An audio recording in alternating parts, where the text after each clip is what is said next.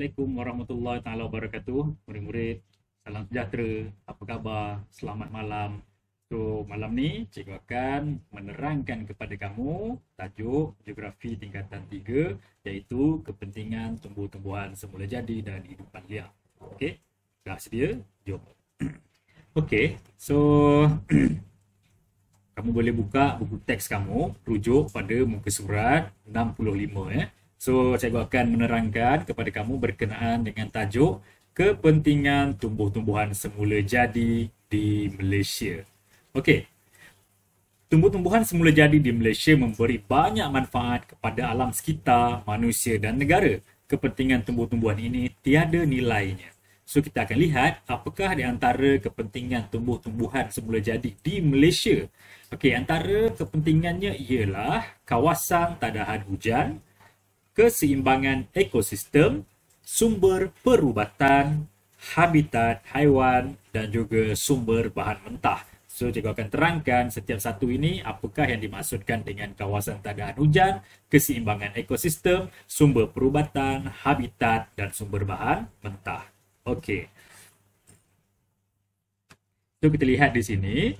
Okey, tumbuhan semula jadi yang memainkan peranan sebagai kawasan tadahan hujan.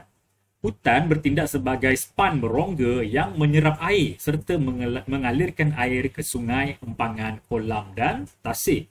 Hutan di kawasan tanah tinggi penting sebagai kawasan tadahan hujan. Air yang diserap ke dalam tanah ditapis secara semula jadi dan menjadi air yang bersih. Contoh lokasinya ialah Banjaran Kapuas Hulu di Sarawak dan Taman Negeri Royal Belum, Perak.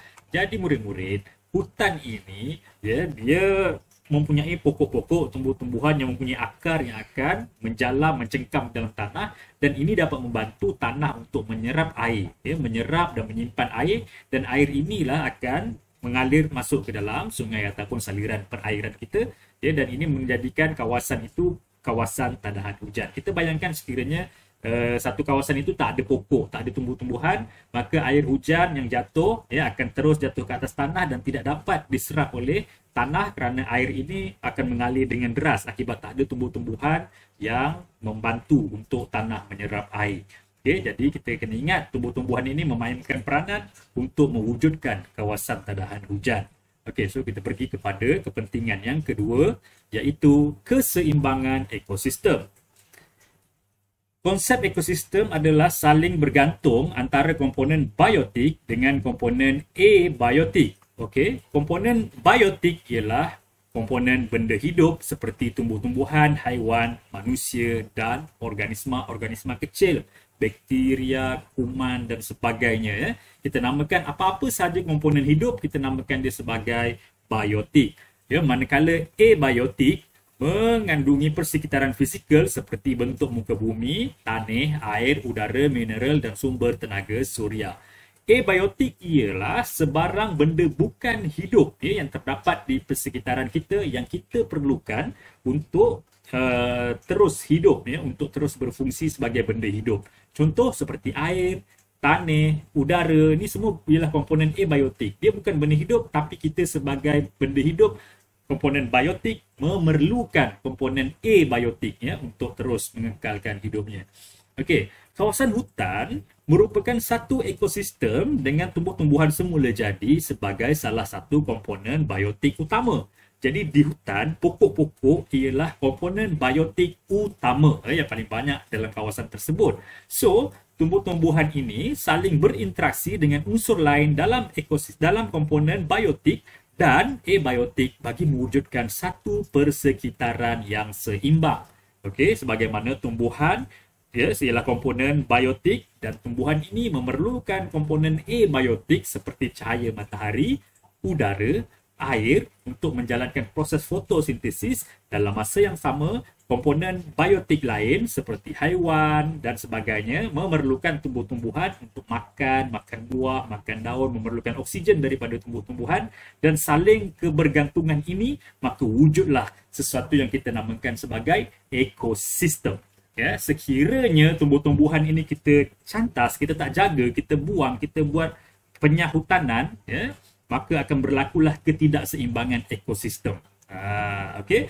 Di manakah contohnya? Contoh lokasi? Contoh lokasinya di Taman Negara Baku Sarawak dan Taman Negara Pahang. Okey, ini kita namakan sebagai keseimbangan ekosistem. So, kita teruskan lagi. Sumber perubatan.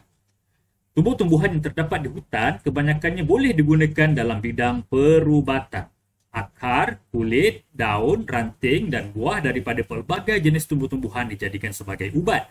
Okey, di dalam hutan kita, hutan hujan tropika kaya dengan pelbagai tumbuh-tumbuhan, antaranya ialah tumbuh-tumbuhan herba yang sangat berguna dalam sektor perubatan. Contohnya seperti tongkat ali, okey, sembung, senduduk, pegaga, keremek, kacip patimah, junjung langit, misai kucing, banyak lagi ya jenis-jenis tumbuh-tumbuhan herba, tumbuh-tumbuhan yang boleh dijadikan sebagai sumber perubatan. Okey, pokok periuk kera contohnya boleh dijadikan sebagai sumber perubatan.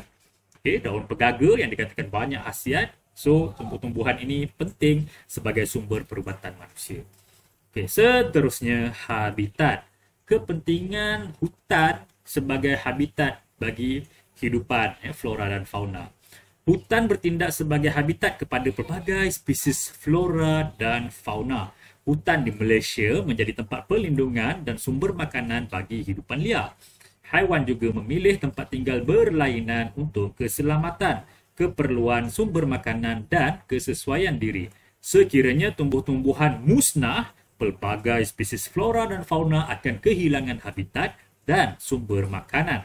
Contoh lokasi ialah di Taman Negara Endau Rompin, Johor dan Lembah Danum di Sabah.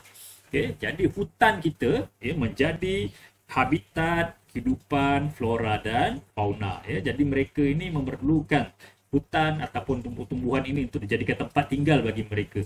Okay? Sebab tu kalau kita lihat sekarang ni banyak keadaan yang mana hidupan liar keluar daripada habitat mereka kerana habitat mereka telah diceroboh oleh manusia. Kita tebang pokok untuk buat pembangunan.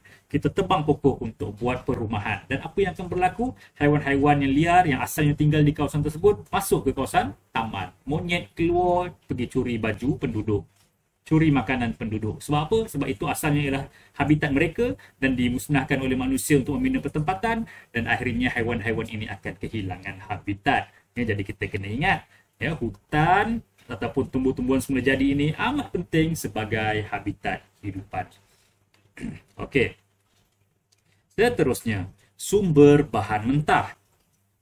Hutan adalah penting sebagai bahan mentah untuk membekalkan sumber kayu balak dalam industri membuat perabot.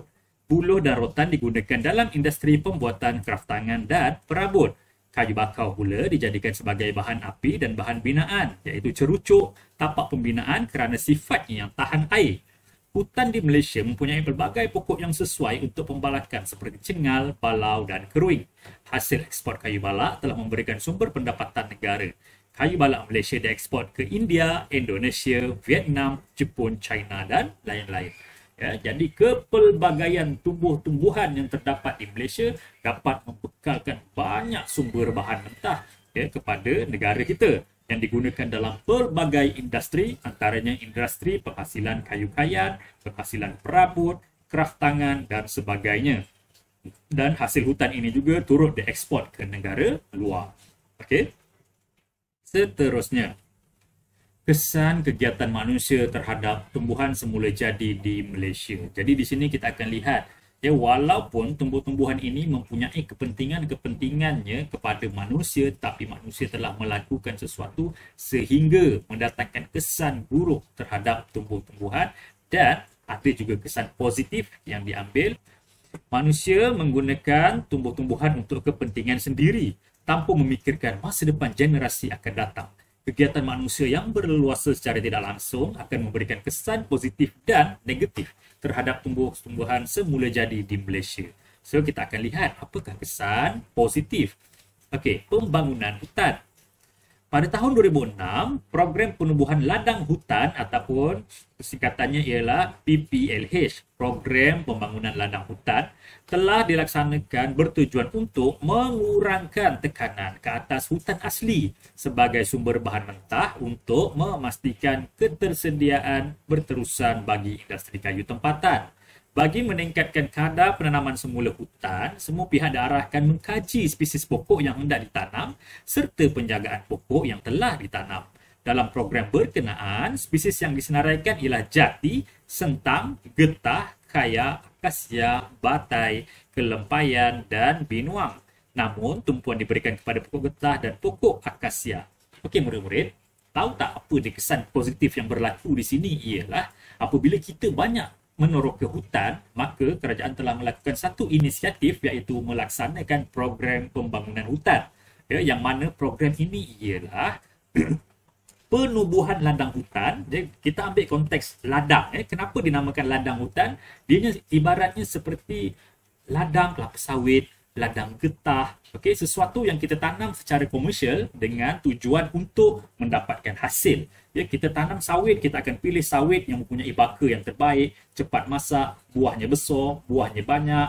Okey, so kita akan cari sawit yang terbaik, kita tanam dalam jumlah yang banyak, tujuannya untuk kita tuai hasil dia. So inilah konsep ladang yang digunakan untuk ladang hutan. Jadi kita tujuannya ialah kita tanam pokok balak dengan matlamat untuk membalak ataupun menebang semula pokok tersebut untuk mengurangkan kita mengambil daripada kayu-kayu ataupun balak asli yang berada di hutan asli kita. Jadi kita tanam, kita cari kayu balak, baka-baka yang besar, yang cepat matang, yang berkualiti. Kita buat kajian, buat R&D supaya dapat menghasilkan baka balak yang bagus, baka pokok yang bagus supaya kita boleh tanam dia dalam kuantiti yang banyak dari bentuk ladang, dan bila sampai masanya kita boleh tuai, dan ini secara tidak langsung kita dapat mengurangkan penerokaan hutan yang asli. Okey, ini kita namakan sebagai ladang hutan. Okay, yang kedua, kesan positif yang kedua ialah penghutanan semula. Agensi seperti Jabatan Perhutanan, Institusi Penyelidikan Hutan Malaysia ataupun FRIM, Forest Research Institute of Malaysia, dan Jabatan Perlindungan Hidupan Liar dan Tanaman Negara ataupun Perhilitan telah mengambil langkah untuk memelihara hutan. Antaranya ialah dengan menanam pokok yang bermutu dan tahan daripada serangan penyakit di kawasan hutan yang telah ditebang. Okey, yang tadi ladang hutan, yang ini penghutanan semula. Kawasan hutan yang telah ditebang kita tanam semula dengan pokok-pokok yang lebih bagus, lebih bermutu, lebih tahan lama. Okey, ini juga FRIM juga telah menjalankan aktiviti penghutanan semula di hutan Lipo Bukit Lagong, Kepong, Kuala Lumpur dengan menjadikan kawasan tersebut sebagai hutan rekreasi yang terkenal sehingga diiktiraf sebagai hutan tropika buatan manusia tertua di dunia. Okay, so kita boleh lihat di sini perbezaan di antara ladang hutan dan juga penghutanan semula. Ladang hutan, ya, kita tanam dengan tujuan untuk kita tuai semula pokok tersebut, tetapi ladang penghutanan semula kita hanya tanam dia untuk dijadikan hutan sahaja. Ya, so contoh yang diberikan di sini ialah ditanam untuk dijadikan kawasan hutan rekreasi. Maka kawasan itu sudah tidak lagi dijalankan aktiviti pembalakan. Okey. Seterusnya, Taman Negara. Okay. Taman negara merupakan kawasan yang terdiri daripada pelbagai jenis tumbuh-tumbuhan semula jadi, tumbuh-tumbuhan ubatan dan tumbuh-tumbuhan yang jarang dijumpai. Tumbuh-tumbuhan ditanam di negara ini dijaga dan disimpan dengan baik bagi mengekalkan biodiversiti alam sekitar. Taman negara juga paling banyak dijadikan kawasan pelancongan kerana tersedia dengan pelbagai prasarana. Okay, di Malaysia terdapat taman-taman negara yang diuruskan di bawah kerajaan negeri dan terdapat juga di bawah kerajaan persekutuan. Di Sarawak terdapat 30 taman negara dengan jumlah keluasan 623,463 hektar yang ditadbir oleh Perbadanan Perhutanan Sarawak. Manakala di negeri Sabah terdapat 9 buah taman negara iaitu 3 taman terestrial dan 6 taman marin di bawah lembaga pemegang amanah Taman-Taman Sabah. Okey, jadi di sini apabila kita menyedari bahawa pentingnya tumbuh-tumbuhan semula jadi ini, maka kita wujudkan taman negara ya, sebagai satu kawasan rekreasi yang menyimpan hazanah-hazanah hutan. yang kita akan jaga, mengekalkan dia punya keseimbangan biodiversiti, dan ianya menjadi antara tempat lawatan ataupun pusat pelancongan kerana terdapat banyak kemudahan prasarana yang terdapat di kawasan hutan tersebut tanpa menjejaskan keadaan hutan itu. Okey. Seterusnya, hutan simpan kekal. Hutan simpan kekal di Malaysia boleh ditetapkan sebagai kawasan sensitif alam sekitar kerana hutan merupakan kawasan yang berkepentingan tinggi dan bernilai tinggi dari segi kepelbagaian biologi. Selain itu, dengan adanya pelaksanaan program pembangunan hutan yang terancang ini akan menggalakkan penghasilan dan penggunaan hasil hutan yang dapat memberi faedah kepada ekonomi secara maksimum serta menggalakkan pembangunan perindustrian berkaitan hasil hutan. Contoh lokasi hutan simpan kekal di Malaysia ialah Hutan Simpan Kabili Sapilok Sabah, Hutan Simpan Kuala Langat Utara dan Hutan Simpan Raja Musa Selangor.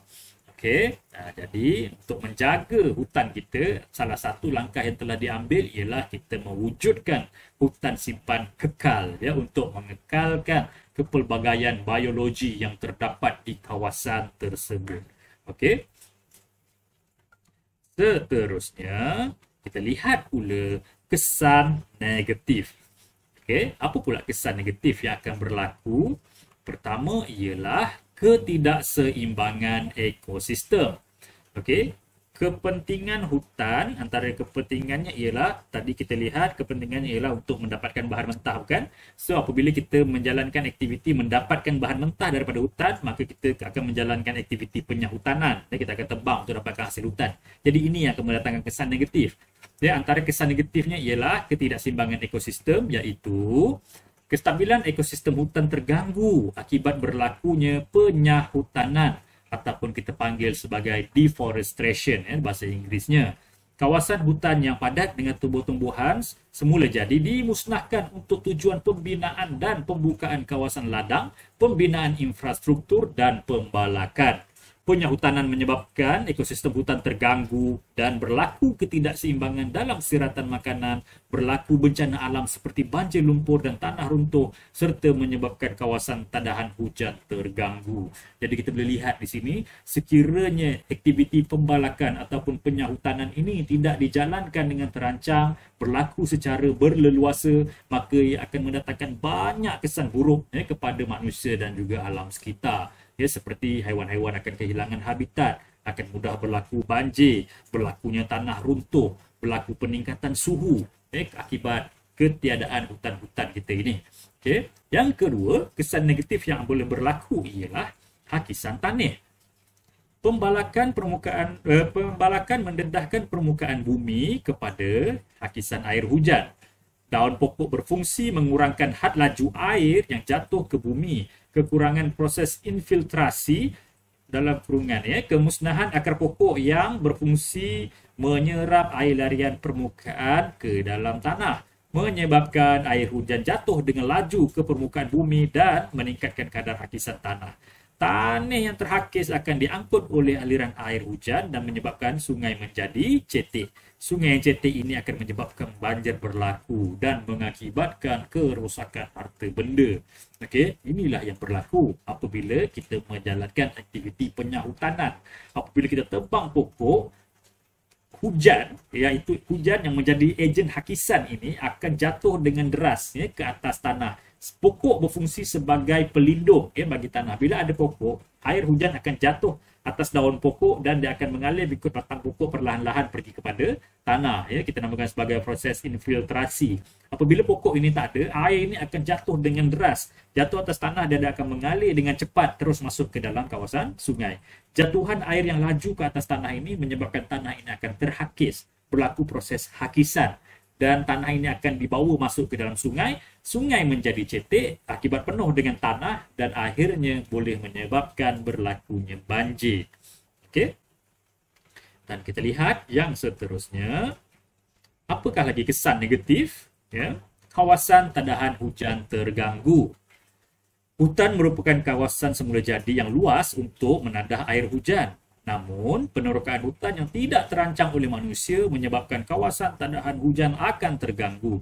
Hal ini menyebabkan empangan untuk menakung air akan menjadi cetek kerana kelodak lumpur masuk ke dalam empangan.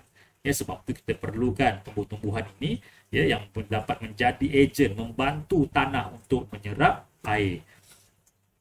Dan seterusnya, kepupusan flora dan fauna. Penerokaan hutan yang tidak terancang menyebabkan flora dan fauna kehilangan habitat dan kekurangan sumber makanan. Keadaan ini juga menyebabkan haiwan liar dan tumbuh-tumbuhan semula jadi semakin pupus. Contoh tumbuh-tumbuhan yang diancam kepupusan adalah periuk kera, tongkat ali, pokok bakau, pokok cengal dan pokok meranti. Contoh haiwan liar yang semakin pupus ialah seperti gajah, badak Sumatera, tapir, harimau Malaya, kancil, kambing gurun dan sebagainya. Ya, jadi apabila aktiviti pembalakan ataupun penerokaan hutan ini dijalankan tanpa perancangan, dijalankan secara berleluasa, maka kita akan kehilangan habitat flora dan fauna. Okey. Okey, jadi kelas itu di antara tumbuh-tumbuhan, kepentingan tumbuh-tumbuhan semula jadi dan juga kesan ya penerokaan tumbuh-tumbuhan semula jadi, kesan positif dan juga kesan negatif. Ya, jadi cikgu harap kamu boleh ingat, boleh faham apa yang telah cikgu sampaikan. Okey, jadi sehingga kita berjumpa lagi dalam next video. Jangan lupa teruskan belajar. Jom belajar Geo. Assalamualaikum.